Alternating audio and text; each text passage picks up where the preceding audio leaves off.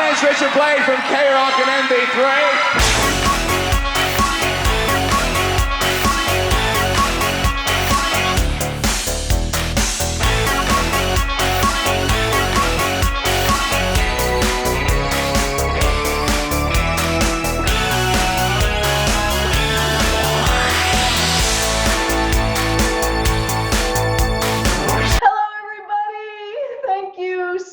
For joining us. We miss you so much. And, you know, just being in a presence of a friend to me is ecstatic now. But since we can't be in a room together right now, we're coming up with new ways to connect and got this idea to bring together three of the people who are part of making a momentous day in history happen, a momentous event in history happen, a musical event called the US Festival.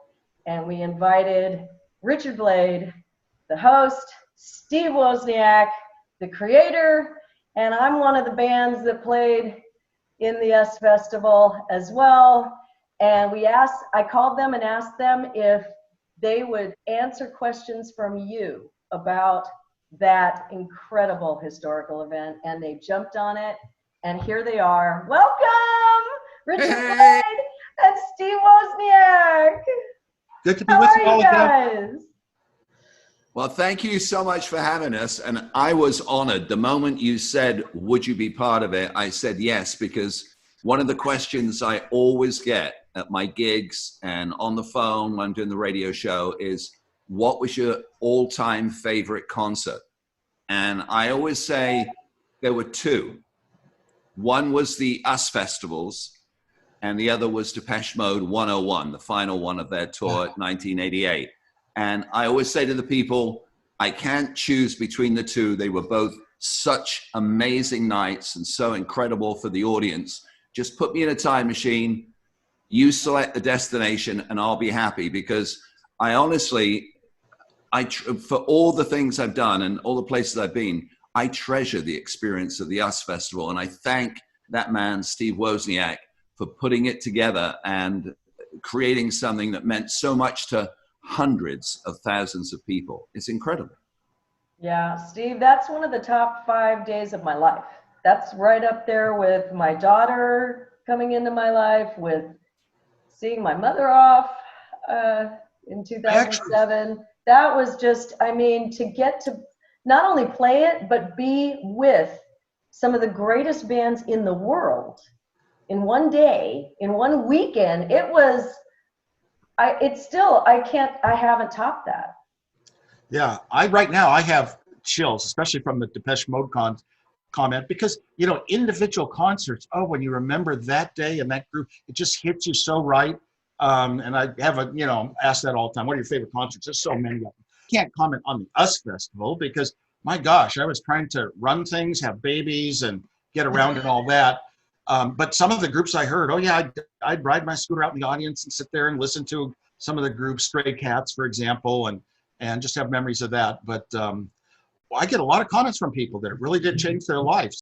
Here's a quote from Yolanda Ramos. She said, I literally had to move out of my parents' house to go to the US Festival. I was told if I went, don't come home. So I didn't. There was no way I was not going to the US Festival and to see the Clash. Speaking of the Clash, all right, Richard, you told me an incredible story that happened with the Clash. This is some dirt here that happened behind the scenes that not many people know about. So, Richard, why don't you tell us what happened with the Clash? Well, one thing that Steve wanted for the US Festival, even the name US, it was not US, it was us. It was bringing people together. And Steve, correct me if I'm wrong, but you had set up the first live satellite transmission with the Soviet Union, because 1983 was the Soviet Union at the time. And it was going to be the headliners for night number one, the Clash, who were going to be transmitted live to the Soviet Union. And it was all set up and everything was ready to go. And at the last minute, the Politburo suddenly realized who the Clash were. And by the nature of their music, the Clash were a political band. And suddenly the Russians said, we can't have our people exposed to it. We don't know what Mick Jones and Joe Strummer are going to say on stage. And they pulled it off and said, it's not going to happen. And Steve came to me and said, we can't have the Clash go on because the Russians won't have it. So it was Men at Work instead that were selected to be the ones to do the very first broadcast from the United States to the Soviet Union. And the Clash were not happy about that. I mean, they already had an attitude going in at the US Festival, and they were absolutely furious from the beginning. So to Richard, I heard you were the ones that had to tell the Clash? Yeah, I had to tell the manager, and he was not very happy about that. He pinned me to the trailer wall. And it was not a good moment. And when the Clash came out, they tore into their set. And again, correct me if I'm wrong, Steve, didn't they project on the Jumbotrons? Because I mean, the US Festival is one of the very first festivals to have giant screen videos. They projected their paycheck up on the screen as kind of a slap in the face. And at the end of the performance, Mick Jones was so upset that he walked away from the band, and it was his last ever show with the Clash.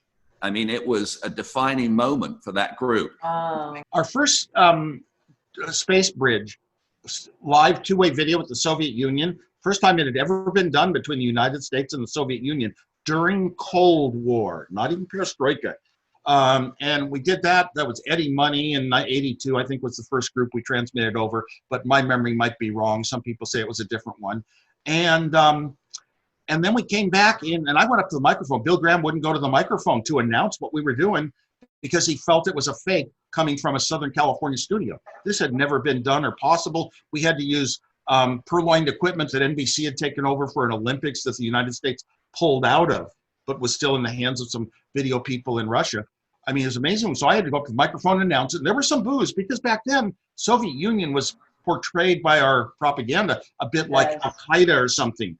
Now, yes, so in 83, we had two of these back and forth videos with Russia planned with people asking other people questions, are the two that I remember. Now, as far as the Clash goes, I spoke with, even played a tiny little childish prank with a little slot machine that squirts you on the manager of the Clash, and he was kind of upset and disturbed about how things were going for them, and he said he was just going to get out of that business, and when they returned, he was going to produce musicals instead of a music group, and they'd gone to actually got, I think under Bill Graham or somebody in our group, they did a press conference in Los Angeles, and they took up for the little guy versus the big guy, taking sort of little political sides. My comment to the press that got in the LA Times was, I could have said those things a lot better because I felt the same feelings, but not so crudely. But I can understand how the Soviet Union might have been a little worried.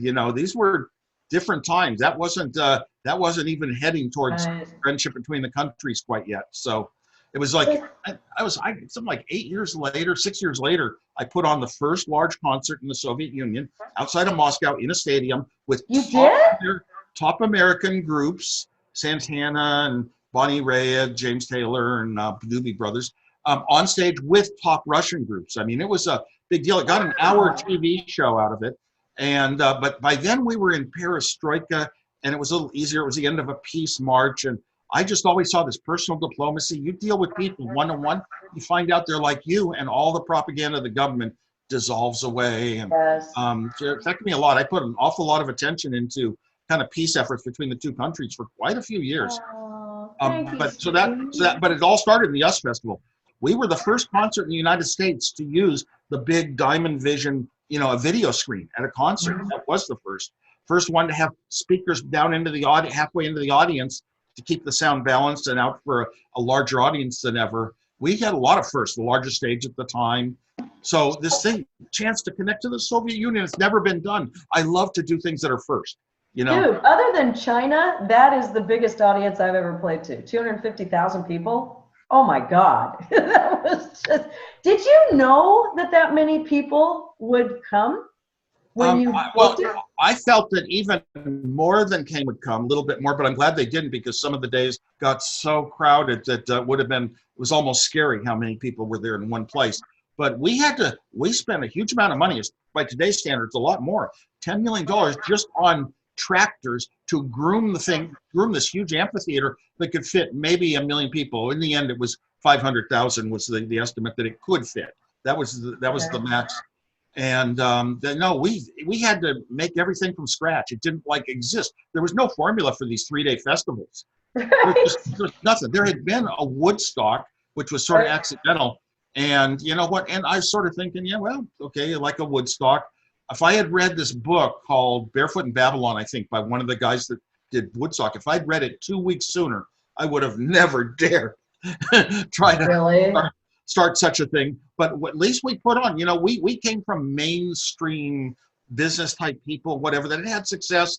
It's a great story, what led up to the US Festival.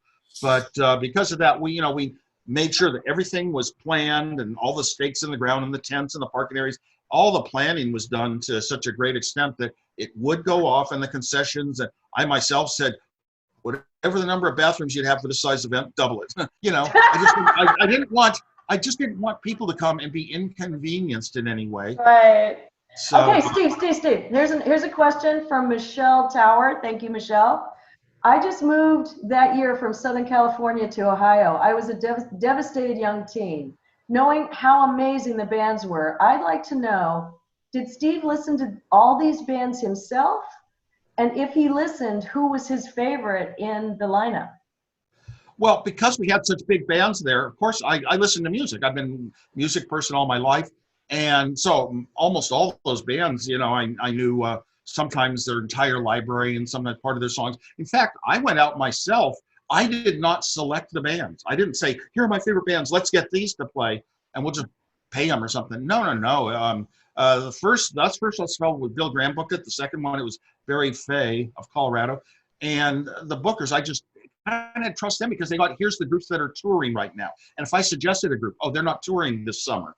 So okay. And I just trusted the ones who knew more about that. I did, however, I'm sure, because I used to shop all myself for music. I'm the one who went out and I got albums in the record stores, like Tower Records, for each of the groups that were playing. And then I asked some of the operations people, I'm too shy. I'm not going to even meet all the groups. I'm just that way. And I asked our operations people to please get these albums to every group and get them signed for me. So I have that huge collection of signed albums. That was kind of cool. No, I was into music, and I can't really say it wasn't at first when the idea occurred to me. It was okay. Well, we'll just have kind of a fun day, a big music day, all the people together. It's been an important thing in my life. Maybe it'll be an important thing in others' lives.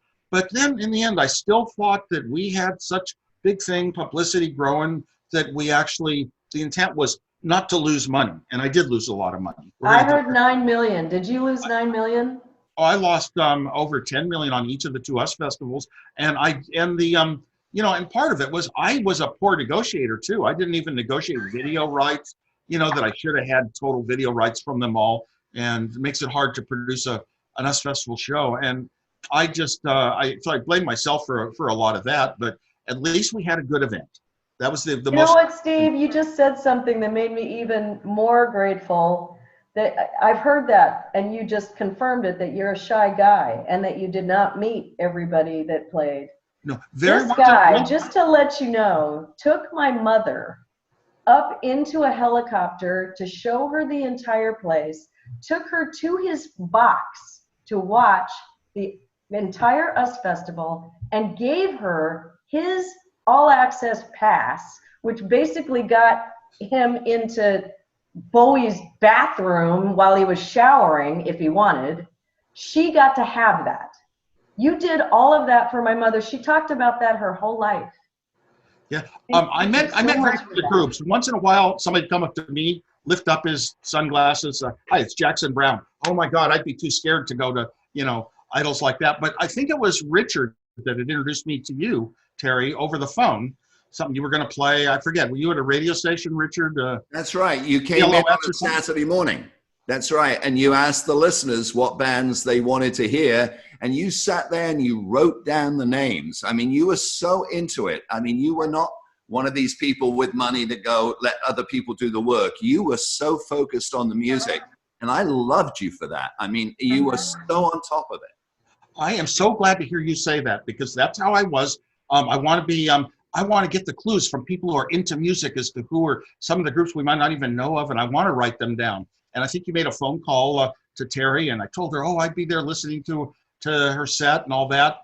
And one of these press conference things came up, and I just rushed back. I got held up late and got rushed over to the stage and just kind of heard her finish like one song. And I felt so embarrassed about that I had to go up and tell her I'd made an effort, and that's why I went up in the helicopter with her mom. And I thought Terri went up in the helicopter with a friend of mine too, to oversee the whole site. Well, we had to go in the helicopter just to get there, because there was no way to get into the US Festival unless you went by helicopter. There was no, I mean, all of the streets were jammed, remember? Oh, yeah. Okay, here's a question from John Crawford, my partner in Berlin forever. He said that he's heard that you have always been an introvert and that you like to work and invent alone, and you love playing music while you're doing it. Is that true? Absolutely. The music would always be playing reel-to-reel tape recorders when I was younger, you know, and going up. The music is always a big part of my life. I didn't go to that many concerts compared to a lot of people, but words and songs meant a lot to me. When you're introverted, you look for ideas that people are thinking about. It's like you might read poetry, you might read literature, and I more listened to lyrics and songs and wrote them down and read them. They were on the vinyl album covers. It meant a lot to me. And to this day, actually, I'm very, very shy. Like I want to be just all alone, you know, recluse almost. Yeah. And don't want to get out there. I mean, this coronavirus shutdown is almost perfect for me. Yeah. When you put together the US Festival, you came up with a great quote. You said that you just wanted to put on a party in the middle of nowhere for everybody. Was that your idea? Is that why you chose the Glen Helen Regional Park, which has now, you know, become a major center, Blockbuster Pavilion and everything like that? But at the time, it was almost completely unknown. It was dirt. Yeah. That's what it was. That is, yeah, we had to grow all the grass and everything there in the amphitheater. I mean, it was unbelievable. It's huge. That party line, I hear it over and over, you know, but, oh, that wasn't my whole, I'm going to just spend all this money and make a party happen, was very much not the idea. And I hear it a lot, so I go along with it. I'm just glad that people felt that it was good enough to be that. To pick Glen Helen, we went searching when I put together a team. I didn't think I'd ever have an US Festival when the idea occurred to me. Driving in my car, my God, a 3-day festival, all this type of music where the words have meaning to people and they sing the song out of their voice and it's affecting their values forever. I thought, wow, it'd be so great to put on, but I don't know how to manage things. I'm not a businessman. I'm a technologist. And I told my friends about this idea and everybody sort of liked it. And one friend had run a nightclub and he said that this was a good idea. And eventually I was going back to my last year of college at Berkeley and I had an apartment there. Because I went back after my name was famous. I went to school under a fake name so I could just get my last year done and get a degree. And I'm in my apartment and Jim Valentine was my friend. He brought by this guy he said that had managed big projects like putting together Phoenix University. Pete Ellis, I think was his name. And Pete came in and he nodded that he would be willing to do this, to do that. He would know how you organize and hire the right people. And so I one day right there in my apartment, I wrote a huge check on paper. So while I was in school, the group was in buildings in San Jose working out all the planning for this. But the first thing was find a site. And I said to myself, anywhere in the Western United States. I felt I wanted such a big show with such hot names that it would draw people from all 50 states, which it did in the end too. Yeah. We have documentation of that. And anywhere in the Western states, we started searching around and one site would turn us down and the local politicians didn't like it. And eventually San Bernardino County was sort of in financial straits. And they had this county park in Devore. So it's right near the speedway there for motorbikes and all that. Heck, there's a movie about that recently. Right. And they worked with us. And our people were kind of like not just hardcore rock and rollers, and you can't trust. They were very trustable, like businessmen from the past. So the local government, San Bernardino County, and even the Highway Patrol, who had to build an extra exit for temporary access. Arnie Zink of the Highway Patrol. I mean, we had the local sheriffs all involved with us, and I even got an honorary sheriff's badge from them. Aww. I mean, so they were all behind us, and here they had this large park that was large enough, and it had a lake. And thank heavens for that lake, because it was so hot. I forget which of the 2 years. I think they were both real hot. We ran the lake down to only 2 feet left. Wow. Richard, I got a question for you. Absolutely. This is from John Nichols. Thanks, John. The Okay. Dolphin shorts and tube socks. Richard, please tell me they're in the Rock and Roll Hall of Fame or the Smithsonian. They should be.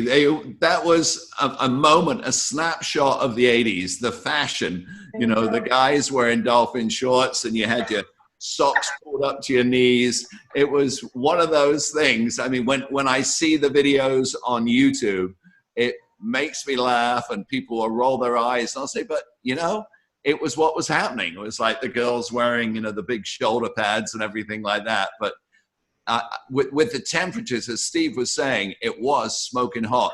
There was no way you could wear jeans at the Right. So my little shorts were fine. I loved them. What's it like for you to host something like that? I mean, God, have you hosted anything even close to that since? Well, I was at the First Stars Festival with Raymond, and that was kind of my baptism of fire.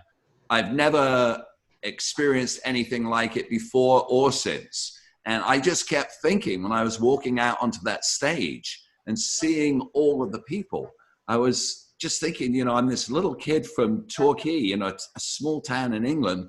And here I am in America with all these Americans, you know, I mean, hundreds of thousands. You couldn't see the end of the crowd. Right. It was an amazing moment, you know, and that man, Steve Wozniak, made one of my childhood dreams come true, because I'm not a singer. I'm not a performer. I don't have that talent, but I'd always wanted to be a DJ and a host, and to be in that position. That man made my dream come true that day. And it was really special. And I think he made a lot of people's dreams come true, because even in the audience, they got to see so many incredible bands. I mean, you look back at that and you say, I saw In Excess when they were so far down the bill. I saw U2 when they opened for Missing Persons. I remember Bono climbed the speakers at the side of the stage, and he was pulled down by the security guards, because at the time he wasn't Bono. You know, he was just this Irish singer in a small band, because U2. Oh no, what he did was dangerous. Yeah. And then afterwards, that became, you know, one of the big moments in U2 history, that from then on, Bono would climb speakers and scaffolding and wave his rebel flag. But at the US Festival, it was like, oi, get down off there. What do you think you're doing? Who are you? It's like, Bono, I don't know who you are. But it was amazing. And you know, to have perhaps one of the all-time great icons of music headlining, you know, David Bowie, and I know, Terry, you know, that Bowie is one of your all-time favorites, to have him go on and close out as part of that Serious Moonlight tour. Well, okay, I've got a little bit of dirt. Okay. I was so excited and nervous that I went out on stage in a semi-long dress. It was, I think it was over my knees, I'm not sure. And I forgot my panties. Mm-hmm. And the reason I'm telling you this is because at one point in the show, when we do Sexima, John's like standing there being a man, and I'm dancing around him and grabbing his arms, and then I get down on the ground, and our shtick was I would get between his legs and kick my legs up while he's looking down at me being a man. And there was a photographer in the back of the stage, and when I kicked my legs up, this shot, it's a shot of me like full on, you know, commando, no anything, and the dress is kicked up, and this crowd of 250,000 people beyond me looking this way. And he got the shot, and my manager was in the corner of the stage and ran over to this guy, grabbed him, and said, "Give me the fucking camera." And because he saw it too. And he got the camera, he got the film out of it, and he developed it. So I have that shot, but nobody knew that I had no panties on under that dress. I literally was so excited that I ran out of my dressing room without putting on all my clothes. Wow. I don't think a lot of people have heard I've got that a follow-up to that one for you, Terri. Okay. I got a follow-up. This is from Elizabeth Gold. She said, when Terri said on stage to the audience, "If you think this is the best day of my life, you're right." was that true or just something an artist says? It was the best fucking day of my life. It was everything I'd ever dreamed of because it was the biggest audience, you know, live before since we were played to. And those bands, like you said, Bowie, Stevie Nicks, Joe Walsh, U2, Pretenders. Are you kidding me? I mean, it's just like all in one day. It's my dream to see these bands and then to get to play on a stage with them on the same day. You can't make that up. You can't write that. You know, Steve? Now that was quite a year for you. 83 was an amazing year because that was the year started with you signing with Geffen and Polygram worldwide. And then 5 months later, you're playing to 200,000 people. And I mean, it's like your career like took off at the same time. Oh, absolutely. I mean, and I was so blessed to be involved with you and then to meet Steve Wozniak and be part of the US Festival. I mean, it really is quite something. When I wrote my book, Steve, the US Festival is very prominent in there. I even had my backstage pass photographed, and in the book, I saved it. I treasure it to this day. It's one of those mementos. And I have the picture of you and me in the K-Rock studio from that Saturday morning because it was a special moment in my life, and it'll be, you know, one of my last memories in 100 years' time. You know? Yeah.